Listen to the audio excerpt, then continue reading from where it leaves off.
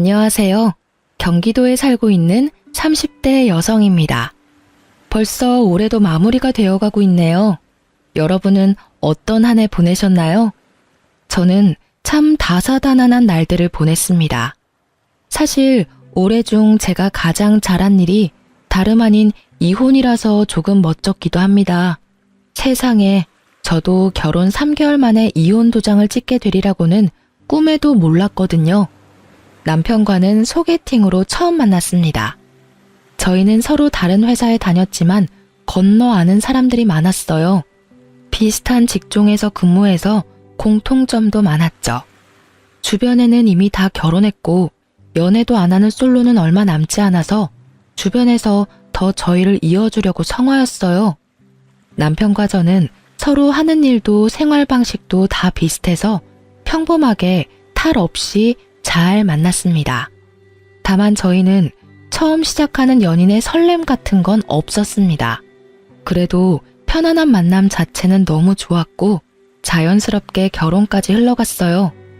뭘 하든 혼자 하는 게 익숙했는데 옆에 짝꿍이 있으니 든든하더군요. 오랜만에 느끼는 안정감이 좋았습니다.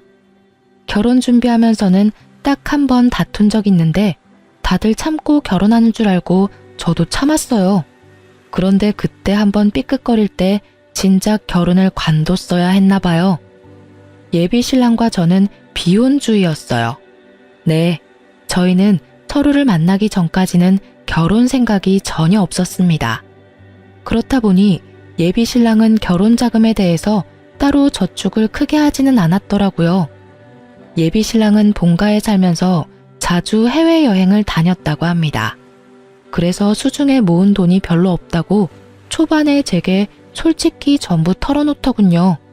저는 재산은 전혀 개의치 않았습니다.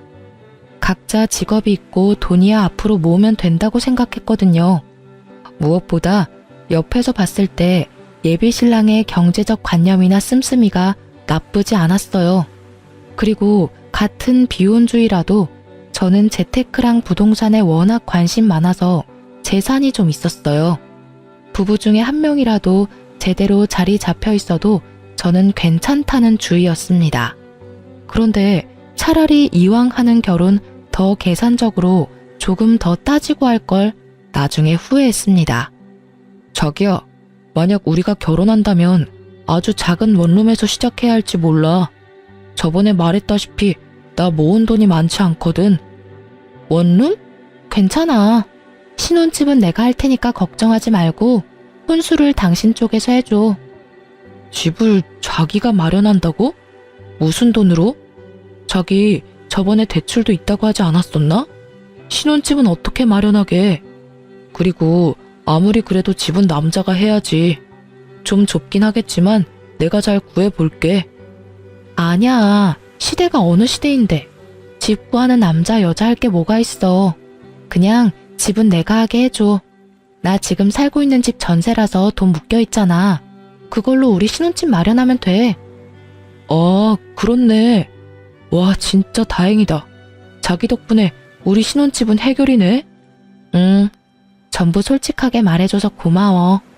아, 나도 처음에는 모양 빠져서 돈 없다고 말하기 좀 부끄러웠어. 그런데 자기가 먼저 나한테 대출 있다고 솔직하게 오픈하는 모습 보고 나도 용기 낸 거야. 우리 둘 앞으로 열심히 일해서 갚아나가자. 그래, 말이라도 고마워. 그렇게 예비 신랑은 솔직했고 돈 앞에서 제게 자존심을 부리진 않았어요. 그런데 사람이 좀 선택적으로 솔직하더라고요. 그놈은 정작 중요한 문제를 제게 사실대로 말하지 않았었습니다.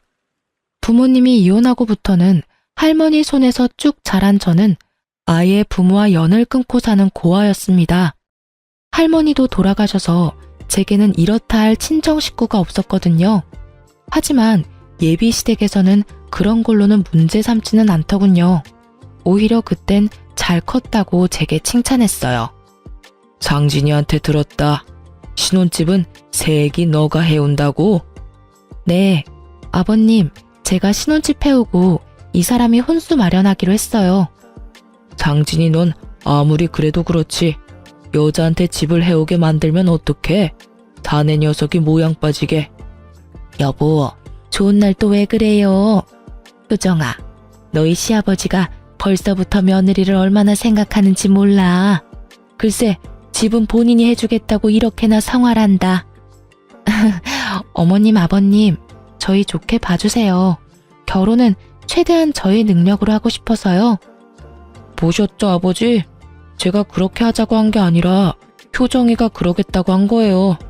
효정이 정말 마음이 넓고 착하거든요. 그러게, 할머님께서 우리 며느리 참 예쁘고 바르게 잘 키워주셨구나. 살아계셨으면 감사 인사라도 드리는 건데. 그러고 보니 효정이가 마음이 참 쓸쓸하겠구나. 말씀만이라도 감사해요. 참 요즘 보기 드문 참한 며느리감이야. 세아가, 내 아들이 아직은 가진 게 별로 없지만 이제 결혼하면 마음 잡고 살 테니 걱정하지 마라. 너 고생시키며 살 놈은 절대 아니야. 그런데 말이야, 제사 이야기는 우리 상진이한테 들었지? 네? 아, 제사요? 1년에 서너 번 있다고 들었어요. 아니, 서너 번이라니? 어머, 서너 번은 무슨. 상진이 너 효정이한테 지금까지 말 안 했어? 내가 자기한테 서너 번이라 했었나? 아, 기억이 잘 나질 않네. 며느라기 잘 들어라. 난 다른 거 필요 없다. 우리 집은 1년에 자그마치 제사가 10번이야.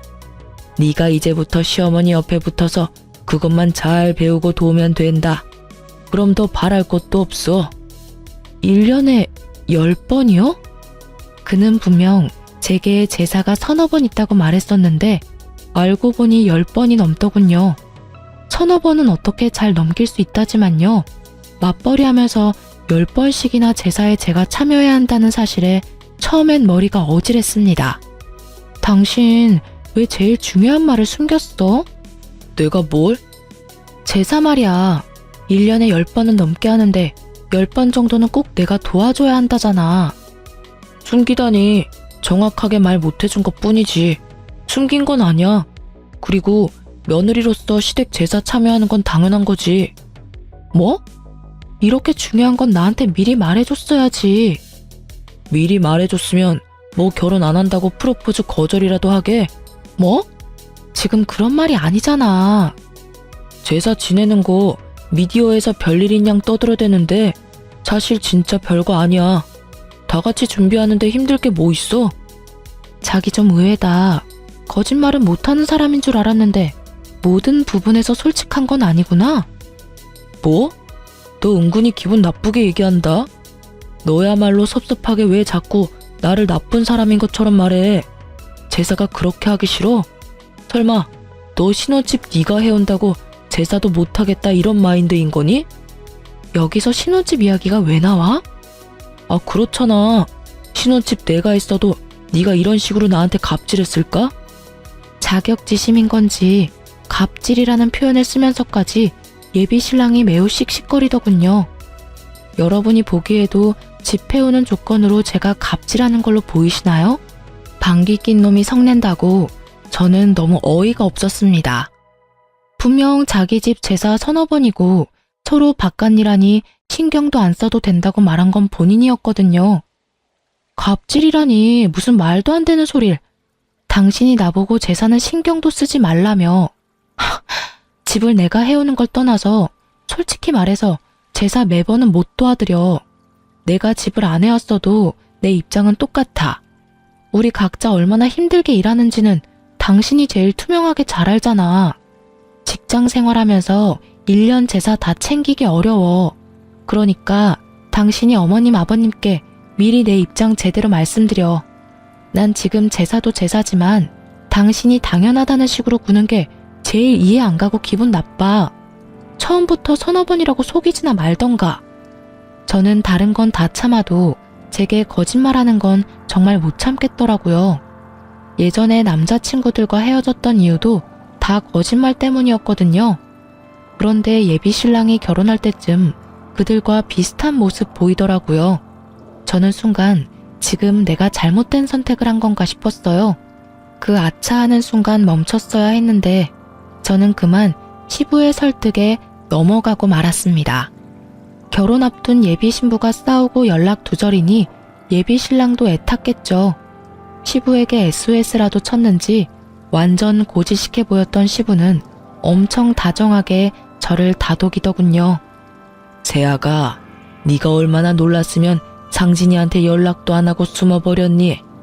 저번에 말했듯이 내게 제사는 참 중요해. 하지만 난 제사보다 사람이 더 중요하단다. 설마 너 바깥일하는 거 알면서도 내가 귀한 며느리 고생시키겠니? 네 시엄마도 똑같은 생각이야. 가르쳐주려는 마음이지. 부려먹을 생각은 추호도 없다. 네 시아버지 말이 맞아, 아가. 우리가 널 어떻게 부려먹니? 게다가 너 할머님 돌아가시고 제사도 한번 지내본 적 없을 거 아니니? 하나뿐인 핏줄인데 너도 분명 나중에 할머님 제사 챙기고 싶을 거야. 나한테 미리 배운다고 생각하렴. 시부는 제사가 너무 많아서 깜짝 놀랐을 제 마음을 다 안다며 아들놈 혼내주겠다고 저를 편들어줬어요. 제사 이야기는 둘이 상의가 된 일인 줄 알았다고 하더라고요. 그래서 제사 전부 다 도울 필요 없이 딱 1년에 5번만 도와달라더군요. 시모도 옆에서 너무 미안하다고 맞장구 쳤어요. 예비 신랑도 뒤늦게나마 용서를 구하고 시부모가 나서서 저를 편들어주니 저는 결국 못 이기는 척 사과를 받아줬습니다.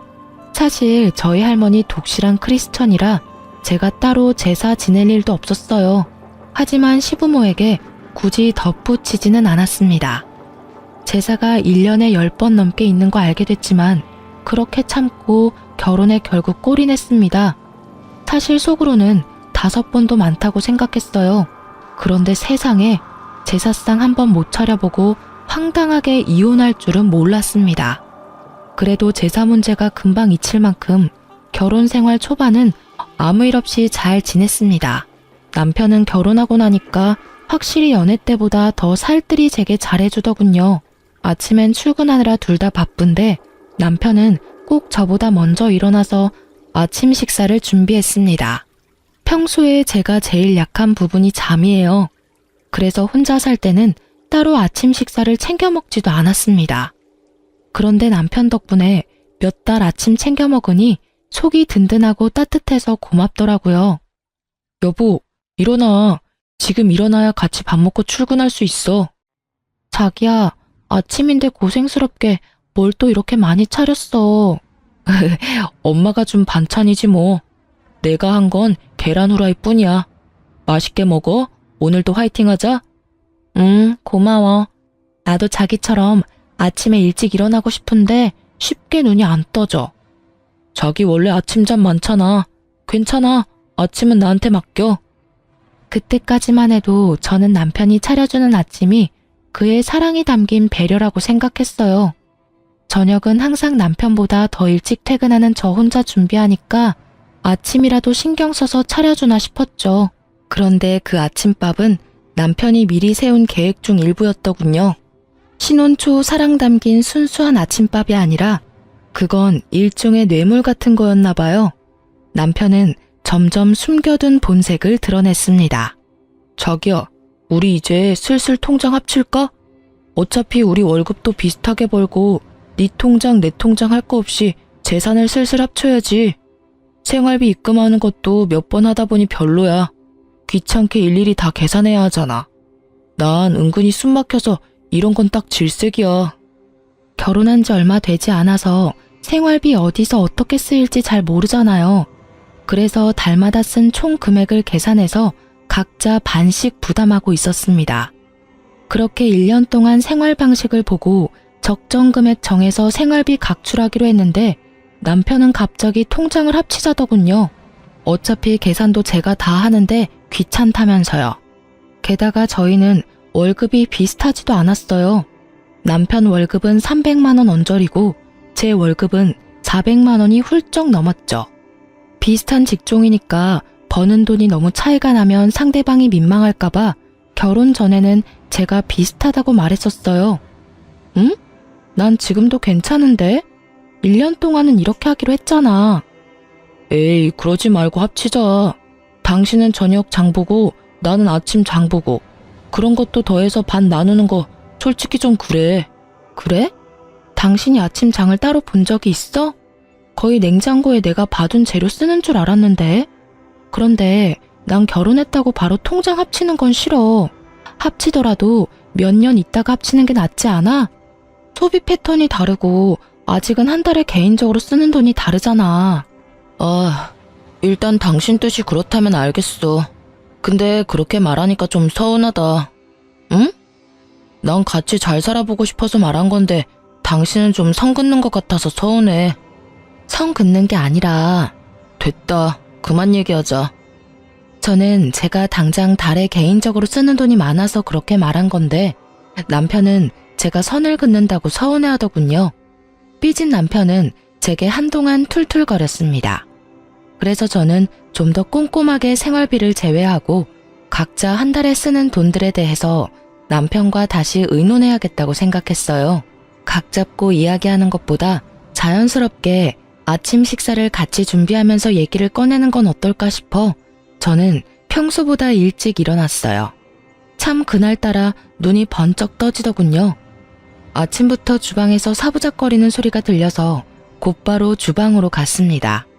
그런데 생각하지도 못한 남편의 충격적인 대화에 온몸이 굳어버렸습니다.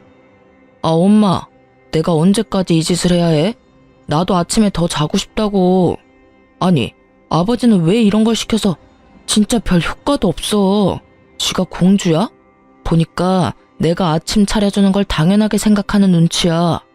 엄마 지금 통장 합치자는 소리에도 저렇게 딱 잘라서 냉정하게 구는데 내가 엄마 아빠 용돈 드리자고 하면 쟤 아주 난리 날 것 같아. 내가 왜 자꾸 눈치를 보면서 살아야 해? 엄마, 두고 봐. 아들이 어떻게든 통장 합칠 테니까. 그러면 이 짓거리도 이제 끝이야. 그 짧은 통화 내용만 들어도 시댁과 남편이 저를 어떻게 생각하는지 짐작이 가더군요. 너무 심장이 두근거려서 일어난 티도 못 내고 다시 안방에 들어갔습니다. 상황 파악하는데 헛웃음이 나오더군요. 제가 결혼한 사람이 그렇게 앞뒤가 다른 사람이라곤 전혀 몰랐습니다. 그러니까 지금 남편이 돈 때문에 제게 아침 차려주는 쇼를 하고 있었다는 거잖아요. 저는 방에서 혼자 아무리 마음을 가다듬어도 시댁과 남편이 하는 연극에 제가 낀 느낌을 지울 수가 없었습니다. 조금 시간이 흐르자 남편은 평소처럼 다정하게 깨우러 들어오더군요. 여보, 이제 일어나야지. 같이 아침 먹자. 내가 여보 좋아하는 프렌치 토스트 준비했어요. 식탁에 앉으니 그 많은 아침 식사가 그런 의도로 준비된 거였다는 걸 다시 곱씹게 되더군요. 내가 요 며칠 퉁명스럽게 해서 미안해. 난 잘 살아보려고 말 꺼낸 거였는데 당신이 딱 잘라 거절하니까 좀 서운하더라. 화해의 의미로 내가 준비한 거니까 많이 먹어. 안 먹고 뭐해? 미안한데 나 속이 좀 메스꺼워서. 어? 힘들게 준비했는데. 그러지 말고 한 입만 먹어봐. 빈속이라 메스꺼운 걸 수도 있잖아. 미안, 도저히 못 먹겠어. 아이씨, 준비한 성의가 있는데 그래도 먹는 신용이라도 좀 할 수 있잖아. 아씨? 지금 내가 속이 안 좋다는데 당신은 억지로라도 이걸 먹이고 싶어? 먼저 괜찮냐고 물어보는 게 먼저 아니야? 아, 깜짝이야. 왜 갑자기 소리를 질러? 서운해서 그랬지. 괜찮아? 뭐 어제 먹은 저녁이 체한 건가? 뭐 말만 하면 서운하대.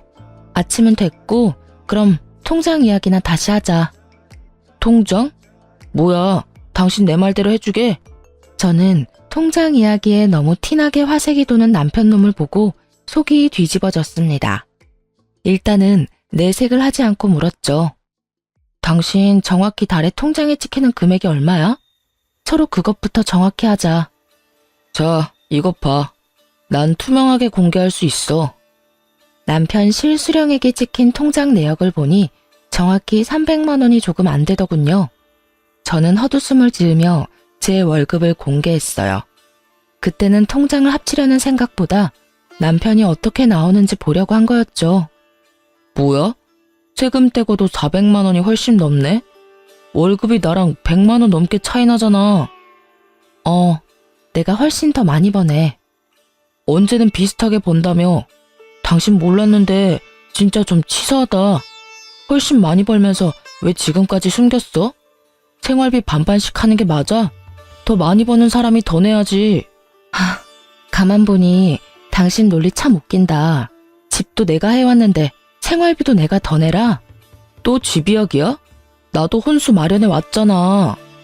생각해보니까 내가 집 해왔으니까 큰 소리 쳐도 내가 더 치는 게 맞지 않나? 오늘 진짜 왜 이래? 몸이 많이 안 좋아? 그냥 이 얘긴 다음에 하자. 왜? 지금 이야기 마무리해.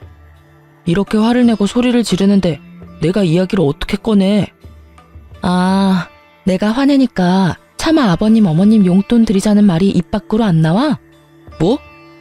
아까 어머님이랑 통화하는 소리 들었어. 왜 엿듣고 그래? 네네.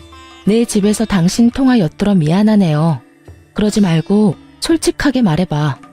당신 원하는 대로 내가 해줄지 안 해줄지 어떻게 알아?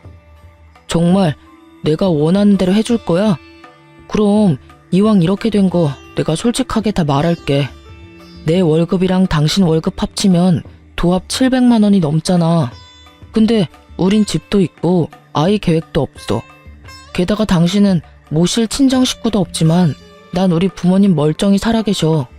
모시지는 못해도 용돈은 응당 드려야 한다 생각해. 그래서 계속 말해.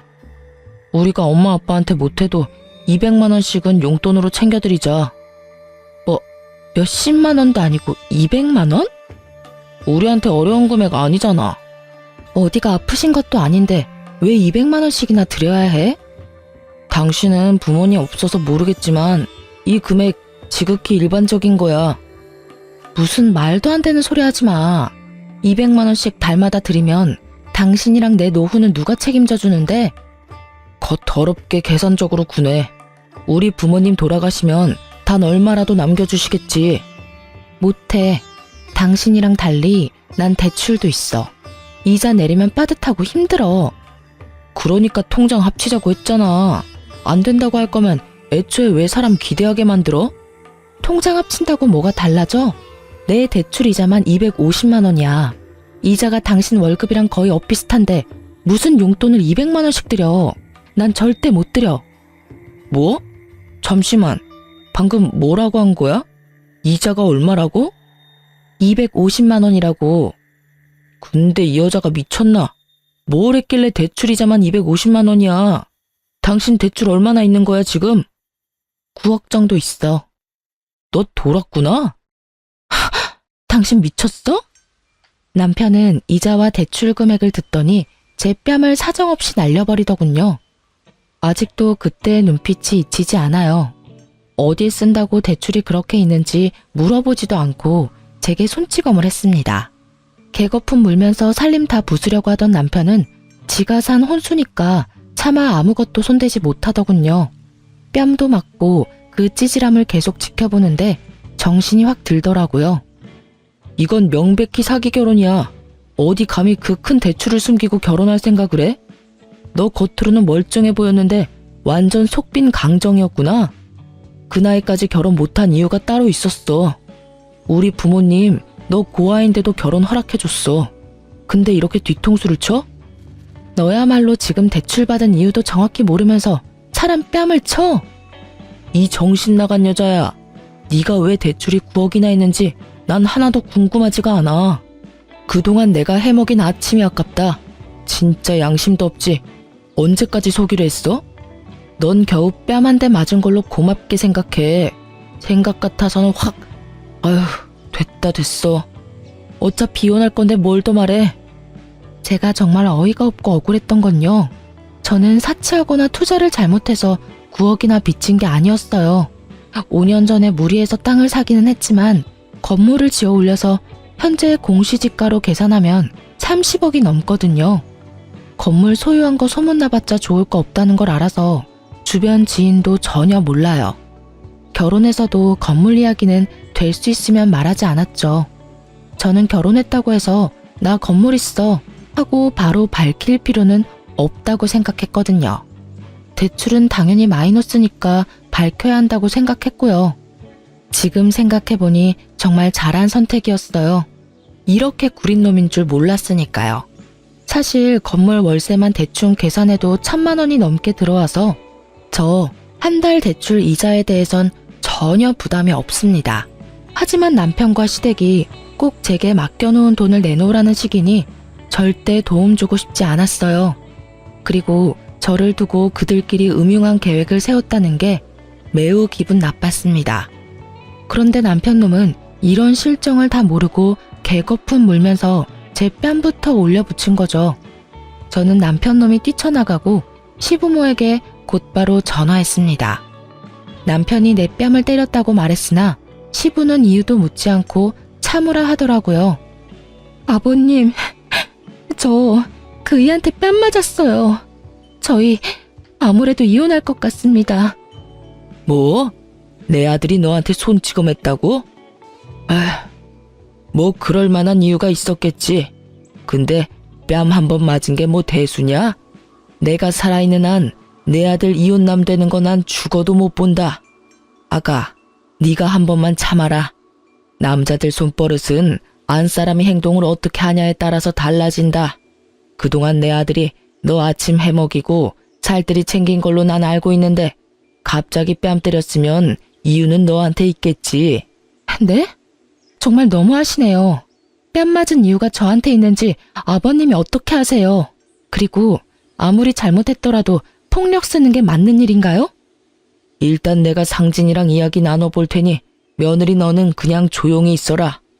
세상 천지 핏줄 없는 네가 옆에 남편이라도 있어야지.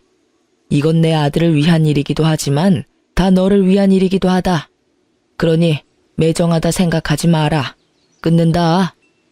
그래도 며느리라고 다정하게 대해준 시부를 조금은 믿었습니다. 하지만 그 아들의 그 아버지라고 둘 다 어리석기는 하더라고요.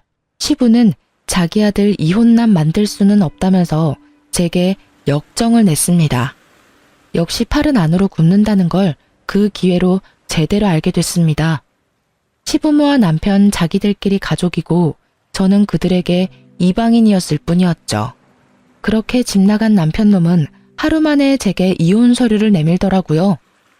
소송으로 가면 번잡하니까 합의 이혼으로 마무리 지어. 도장 찍어. 합의 이혼? 그래, 바라던 바네. 순순히 이혼해준다니까 더 놀랍다.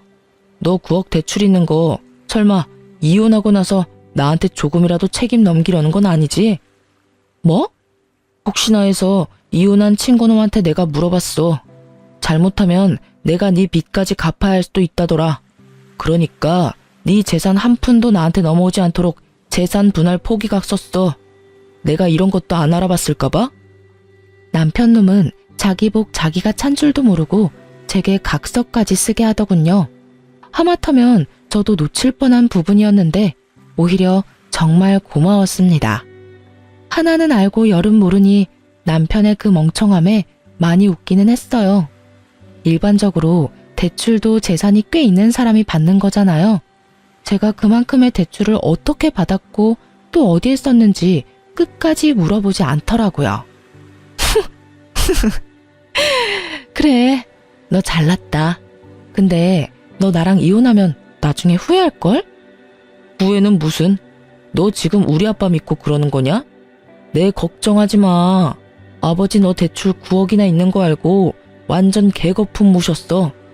여기까지 같이 온다는 거 내가 겨우겨우 말려서 너 오늘 목숨 건진 거라고. 이제 진짜 끝이니까 구질구질하게 붙잡지 마라. 깔끔하게 합의 이혼하면 돼. 그래? 근데 깔끔하지 않은데? 뭐? 저는 깔끔하게 이혼해주려고 냉장고에서 대파 한 단을 꺼내 그놈 뺨을 두들겨 팼습니다. 어이! 이게 무슨 짓이야? 너도 그때 야무지게 내 뺨 날렸잖아. 나도 깔끔하게 이혼하려면 내가 받은 건 돌려줘야지. 왜? 합의 이혼 말고 그냥 소송으로 가고 싶어? 내가 똥이 무서워서 피하냐? 됐다. 더러워서 피하고 말지. 그 대화를 끝으로 저는 한 달여 만에 그 머저리랑 이혼했습니다. 그놈이 원하는 대로 각서도 써줬어요. 서로가 원하는 이혼이었기에 이혼 조정 기간도 무리 없이 끝났고 이혼은 확정됐습니다. 결혼하기까지는 정말 시간 걸리던데 이혼은 마음먹으니 엄청 쉽더라고요. 드디어 등본에 전 남편 이름이 삭제되어 저는 혼자 파티를 열었답니다. 다행히 이혼 과정 중에 전 시부모랑도 제가 마주할 일은 없었습니다. 혹시라도 제가 금전적으로 들러붙을까봐 이혼까지 연락 한 통 없었던 것 같아요. 오히려 감사했죠. 그 사람들이 저한테 들러붙을까봐 저도 조마조마했거든요. 저는 바로 신혼집은 세놓고 제 건물 근처 오피스텔로 이사했습니다. 주말에는 왔다 갔다 하며 건물 한번 보고 항상 1층 분식집에서 점심을 간단히 해결했어요. 그런데 진짜 세상에 소름 돋게도 이혼하고 일주일 뒤 제 건물에서 시부랑 딱 마주쳤습니다. 저도 그렇게 마주칠 거라고는 상상도 못했어요. 제가 기존 건물 청소 용역 업체의 계약이 다 끝나서 고심해서 새로운 업체를 구했거든요. 첫날이라 업체 사람들이랑 얼굴도 틀 겸 분식집에서 먼저 밥을 먹고 있었어요. 그런데 하필 그 청소업체에 시부가 속해 있었어요. 김밥 하나 입에 넣자마자 청소하는 시부랑 눈이 딱 마주쳤습니다. 저는 굳이 마주하고 싶지 않아서 못 본 척 고개를 돌렸어요. 모자를 쓰고 있어서 못 알아볼 줄 알았는데 저의 전 시부는 기어코 분식집 안까지 들어와서 저에게 다짜고짜 따지더라고요. 사장님, 앞으로 여기 이 여자한테는 음식 팔지 마쇼. 음식이 아까워. 이 여자가 어떤 여자인 줄 알아요? 내 아들 이혼남 만든 아주 못된 물건이야. 대출 있는 것도 속이고 내 아들이랑 우리 집 말아먹으려고 한 거지라고. 거지를 식당에 들이면 되나? 어이구, 영혼까지 끌어서 대출받아서 도대체 어디에다가 썼냐? 순순히 집해온다고 했을 때 내가 의심했어야 하는데. 밥 먹고 있는 거 안 보여요, 아저씨? 뭐? 아저씨? 아, 할아버지인가? 좋은 말로 할 때 그냥 곱게 지나가세요. 당신 아들이랑 깔끔하게 이혼도 했는데 왜 이제 와서 제 속사정을 궁금해하세요? 아이고, 이제 눈에 뵈는 게 없는 모양이다 니가. 야, 넌 대출이자 내느라 허리띠 졸라매서 라면이랑 김밥밖에 먹을 게 없지? 네 팔자가 딱 이딴 분식 따위나 처먹을 팔자야. 직업 있고 월급 잘 받으면 뭐해? 빚이 한가득한데. 넌 평생 빚 갚다가 죽을 거다 이거사. 온갖 막말을 퍼부으며 난동 부리는 전 시부에 분식집 사장님이 놀라서 뛰쳐나오더군요. 아니, 누구신데 우리 손님한테 그러세요? 나 여기 건물 청소 용역업체 일하는 땡땡땡이요. 앞으로 자주 보겠네요. 장사 망하기 싫음 손님도 가려가면서 받아요. 그리고 이 여자 먹고 계산 안 하고 그냥 도망갈지도 모르니까 잘 주시하고요. 지금 남의 영업장에서 소란 피우는 게 누군데? 남의 집 귀한 딸한테 뭐라는 거야, 이 영감탱이가. 효정씨, 건물 청소 용역업체 바꿨다더니 웬 정신 나간 할아버지가 왔어요? 효정씨 아는 사람이에요? 워낙 분식집 사장님이랑 친하게 지내서 아주머니가 더 큰 소리로 으름장을 놓자 전 시부는 당황해하더군요. 참나, 아줌마가 이 여자 엄마라도 돼요? 엄마 딸 관계는 아니지만 이분이 보기 드문 착한 건물주네요. 월세도 시세보다 낮게 받으시고 얼마나 좋은 사람인데 당신이 뭐라고 이렇게 막말을 퍼부어대? 그것도 밥 먹고 있는 사람한테. 밥 먹을 때는 개도 안 건드려. 뭐라고요? 이분이 당신 업체 고용한 이 건물 건물주잖아요. 아저씨 겉도 모르고 막말 퍼부었어요? 당신이 말하는 지금 영끌러인가 뭔가 영혼 끌어서 대출받는 요즘 젊은이가 아니라 오래전에 이미 자수성가해서 이렇게 비싼 건물 소유한 멋진 신여성이라고요. 아가, 이게 다 사실이냐? 아가라뇨. 소름 돋으니까 그렇게 부르지 마세요. 그럼 뭐 대출 9억이 은행에 찾아가서 해달라고 하면 그냥 쉽게 빌려주는 줄 알았어요?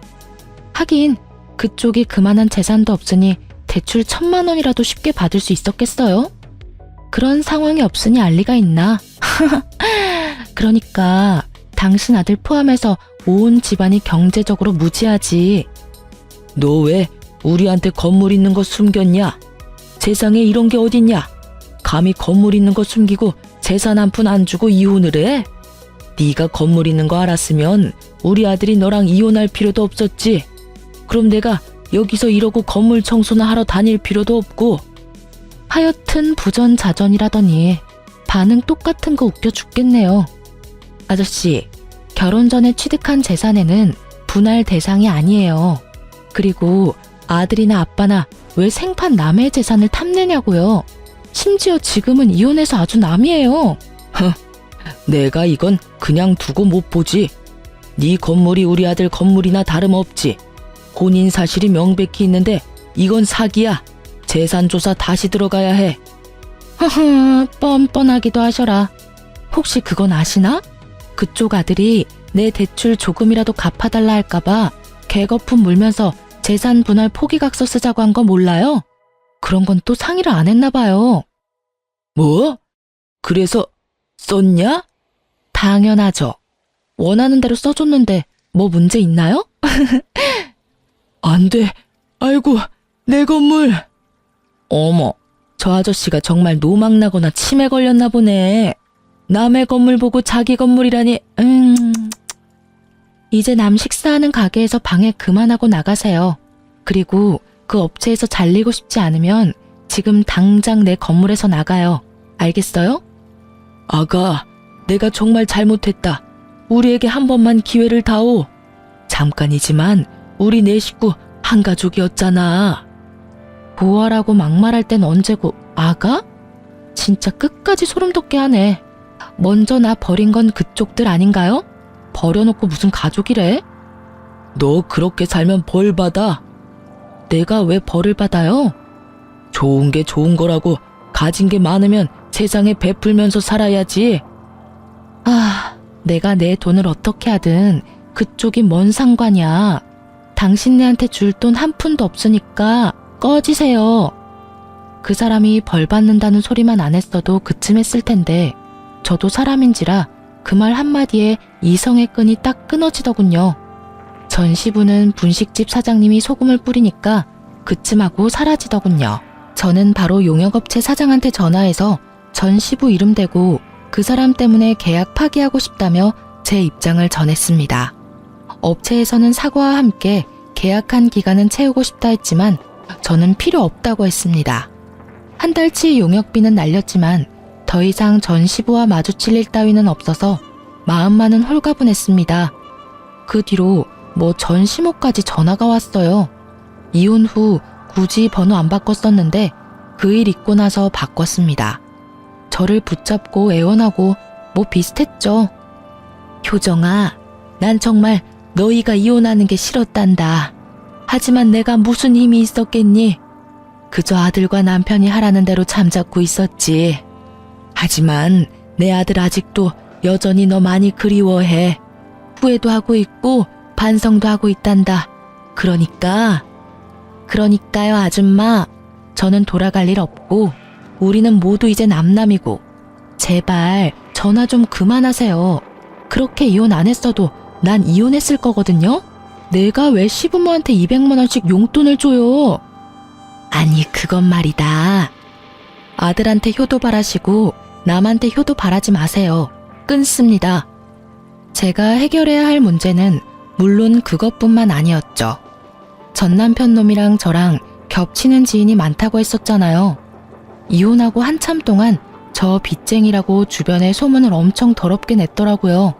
다들 쉬쉬했는데 결국 제 귀에 들어왔어요. 그 덕에 저는 어쩔 수 없이 주변 사람들한테 건물주라는 걸 오픈했습니다. 다들 그럼 그렇지 하고 저를 두둔했고 전 남편이 한심하고 어리석었다 욕하더군요.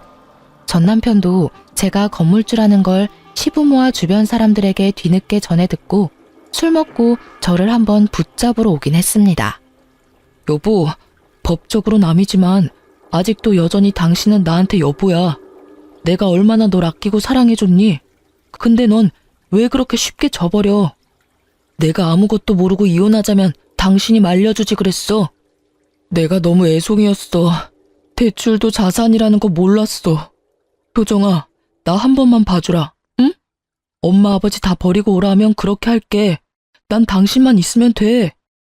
미친 소리하고 앉아있네. 야, 꼴에 자존심 있어서 맨정신으로는 못 매달리겠지?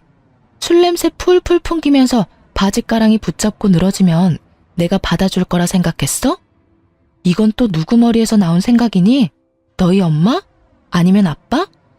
너희 가족 이런 계획 잘 짜잖아. 아, 소름 돋아. 이혼해줘서 다시 한번 정말 고맙다. 비꼬지 말고 내 진심 좀 알아주라. 진심? 그럼 내가 마지막으로 기회 줘볼게. 너 9억 있어? 내 대출 네가 다 갚아주면 네 진심 생각은 해볼게. 뭐? 내가 9억이 어딨어. 당장 9천만 원도 없는데. 그러니까 이 거지야. 그 나이 먹고 땡전 한 푼 없는 너랑 결혼해줬으면 감사합니다 했어야지. 먼저 내 뺨 올려붙인 게 누군데. 그리고 너 내가 모를 줄 알았어? 사람들한테 내 이미지 바닥으로 추락시켜놓고 이렇게 매달리는 거 양심 안 찔려? 추악하다 정말. 추잡스러워 정말. 그게 할 말 없지? 너 한 번만 더 나 찾아오면 너희 집이랑 너 더 더럽게 동네방네 소문내줄 테니까 그렇게 하라.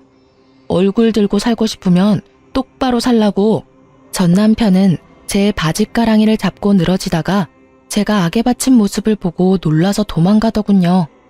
저도 더 독하게 굴어야 더 이상 제게 들러붙지 않는다는 걸 깨달았어요. 그리고 곧바로 접근금지 신청도 했습니다. 혹시 몰라서 전 남편이 제 재산을 노리고 스토킹한다고 경찰에 신고도 당연히 했습니다. 그렇게 다 조치를 취하자 더 이상 그놈과 그 식구들은 제 앞에 모습을 나타내지 않았어요. 그렇게 겨우 질긴 인연 끊어냈습니다. 주변에 안 좋게 났던 제 소문들도 잠잠해지고 역으로 전 남편의 평판이 안 좋아지더군요. 다 자업자득이라 생각합니다. 시부는 그 청소 용역업체에서 바로 잘렸다고 합니다.